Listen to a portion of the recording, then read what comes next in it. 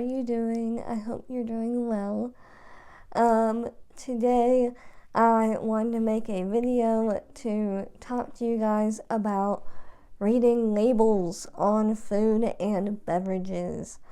Something that we do not do enough as a collective, and something that none of us are really taught to do growing up. First off, why should we read labels, right?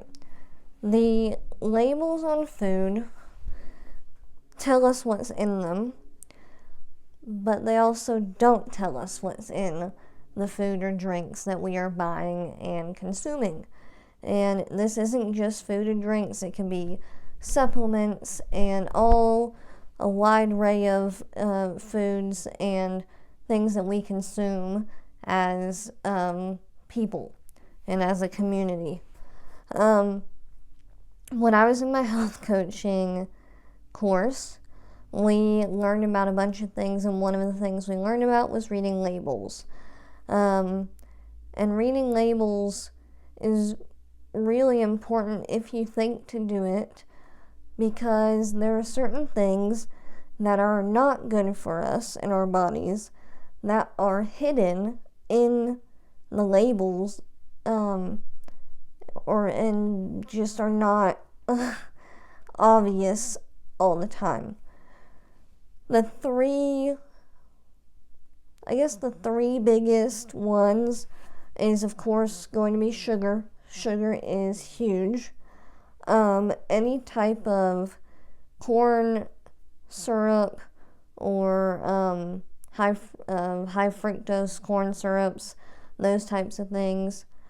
Anything that says natural flavors, the amount of things that get hidden under the terminology of natural flavors is ridiculous.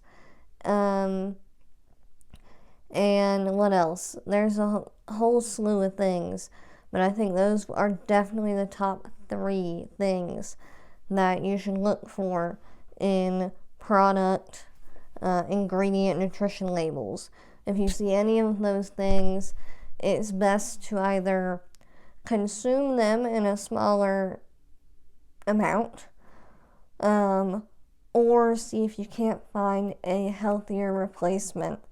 Now, if you're wanting to approach and just not have to read as many labels, one of the things that you can do is when you go to the grocery store, is only purchase things that are on the outside of the aisles, so don't go down the aisles.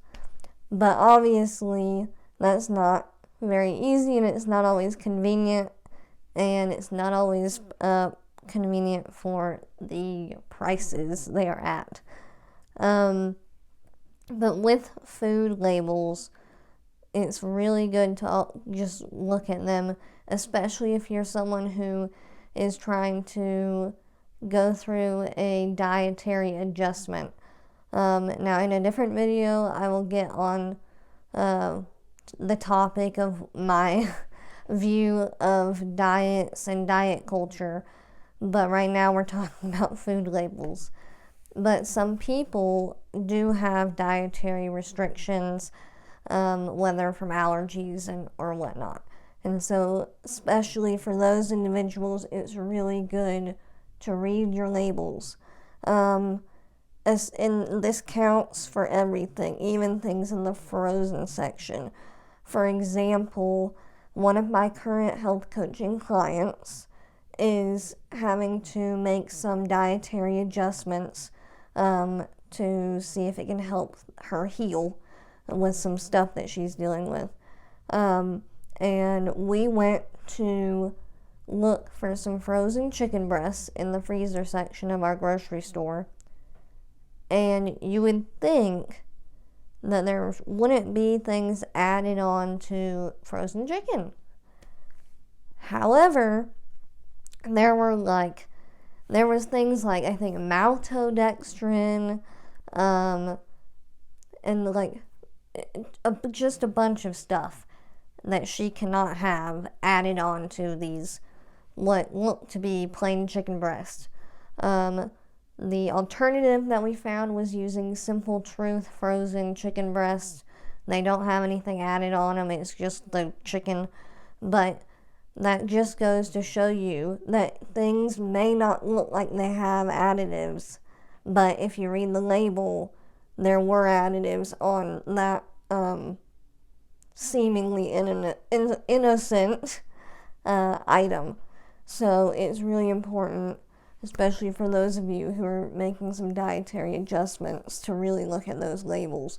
But I would say probably the top 3 to really look for are sugars, any type of starches, anything that has OSE in it, OSE at the end of it, that's a type of sugar.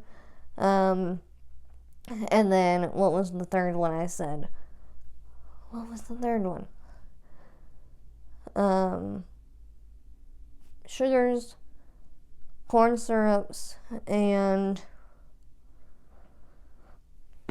I can't remember the third one. But whichever 3 I said at the beginning of the video, I would think are probably the top 3, in my opinion, where you can start at to figure out what you're comfortable with and what you're not. But sugar especially is one of the biggest ingredient issues we have. I had a current client, but she's not dealing with this as much now, but she had to basically not consume sugar for a duration of time, and there's literally sugar in everything. The little bouillon cubes that are the broth cubes, they have sugar in them. It's really hard to avoid some of these ingredients, so that's why I'm saying it would be really good to just maybe try and limit your intake of some of those things. But I think that if we can all start really reading the labels of what we're eating and consuming, we can really hopefully help make a better, healthier lifestyle for ourselves and the people around us. Again, it's not going to be perfect, not going to be easy, but it's definitely worthwhile to really prioritize and be aware of that as much as we can. I hope you enjoyed this video, and I will talk to you guys again later. Bye.